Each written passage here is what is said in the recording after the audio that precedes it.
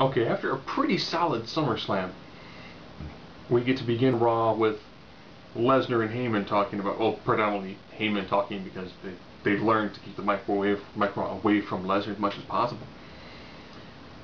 And wow, did Heyman super oversell that victory.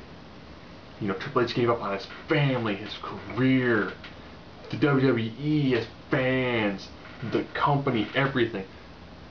You know, the match was decent, but they spent so much time hyping this began Triple H's career. The part with Shawn Michaels was done really well. You know, Shawn Michaels did a great job because the crowd was pretty much silent except for that one dude who occasionally booed. So that took up a lot of time, as well as CM Punk, and he's going to name his #1 contender for his championship at Night of Champions. So, alright, those are like your two big overarching stories the whole time. So, how were the matches this week? Well, Primetime Players and Cody Rhodes took on Kofi, R-Truth, and Sin Cara. Decent match, not bad. You know, as always, the Primetime Players lost again, because that's what they do. And they couldn't have used the Usos or anybody, you know, a team that actually has a gimmick going for them. They're Samoan and they're twins. Instead we get, you know, Black John Cena, Titus O'Neil trying to get themselves over without having a mouthpiece anymore. That match was okay. Primetime Players and Kofi and R-Truth just do not seem to have any workable chemistry. It's a good thing that Kofi and R-Truth are two workhorses, or else these matches will go absolutely nowhere. Otunga made his long-awaited return, but he called AJ crazy inadvertently, and then had to get destroyed by the Big Show. That match should have been shorter. Show should have really just blasted right through Otunga. Damien Sandow took on Brodus Clay. I'll be honest, pretty solid match. But then against Damien Sandow, of course it's a solid match. And you got a good old-fashioned victory over Brodus Clay. The Divas had a battle royal. Why this wasn't at SummerSlam as opposed to seeing whoever that dude was with the guitar and them all kind of trying to dance to the really bad music they had for SummerSlam. And then Caitlyn won, and she is now the #1 contender for Night of Champions. Alright. It was your standard Divas Battle Royal where if you leave the ring for any reason at all, you're eliminated. Nothing really special there. To be honest, it just wasn't. They did a strange Bedfellows tag match where Ryder and Kane, yes, Zack Ryder, woo woo woo, you know it, tagged with Kane, took on the team of Daniel Bryan and The Miz. Pretty much ended in no contest, because here's the way the match went. Kane is in, Kane's clearing house. Ryder's in, Ryder's getting the crap beat out of him. Hot tag to Kane, Daniel Bryan runs for the hills. Miz already left the ring. Kane chokeslams Ryder, and then leaves. Okay. Ryback fought two jobbers. I really hate the feed me more words thrown in there. Because when I first hear feed me more, I think back to Little Shop of Horrors, you know, feed me Seymour. That's what I hear. I don't hear feed me more. I instead see the giant Audrey plant, you know, feed me Seymour. Sounds really close to it. And he still has pink eye. Is that like his gimmick? You know, Cowboy Bob Orton had a broken arm, and Cody Rhodes had a mask. Ryback has like perpetual pink eye. What made that work is Jinder Mahal did a run-in towards the end. And then put him in a camel clutch.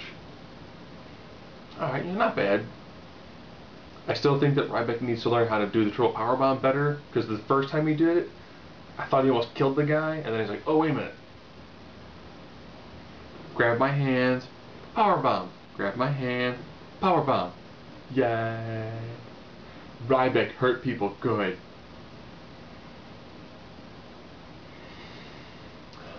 In probably one of the best matches we will ever see on live television. They did a rematch from Ziggler-Jericho. This time, both contracts were on the line. Jericho loses, his E contract was done. Ziggler loses. Jericho gets his Money in the Bank contract. These two guys put on a really, really fantastic match where Ziggler getting the win that he really, really needed to send Jericho out. Jericho then beats out the briefcase afterwards. All in all, not bad. You know, a fairly decent episode of Raw. If they would have trimmed down the is Triple H retiring by a lot, they're probably going to squeeze maybe one extra match. So who does CM Punk choose? Well, first, he's calling out Jerry King Lawler for an apology for what happened at the 1000th episode of Raw, which I could have swore he already asked for an apology. John Cena comes out. Punk's like, listen, you'll have the match against me. You just gotta stand the best in the world. John then does like a 5-minute promo. Probably the best ones in his career. Talking about, you know why people like me?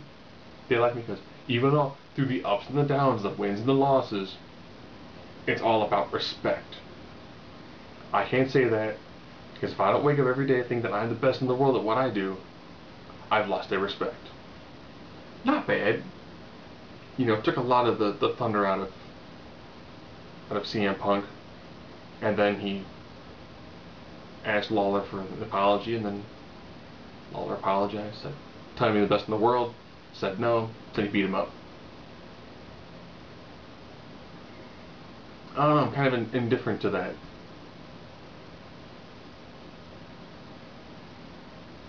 You know, heel CM Punk, there's a lot of mileage for it.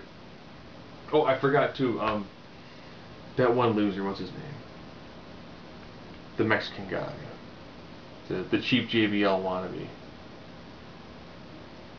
Yeah, Del Rio. He took on Orton and he lost. Don't care. Really don't. But yeah, the CM Punk part, his heel is being kind of mishandled. Does it make sense? Yeah, he should be upset that he's not the main event guy. Yeah, he main evented one pay-per-view since he became champion.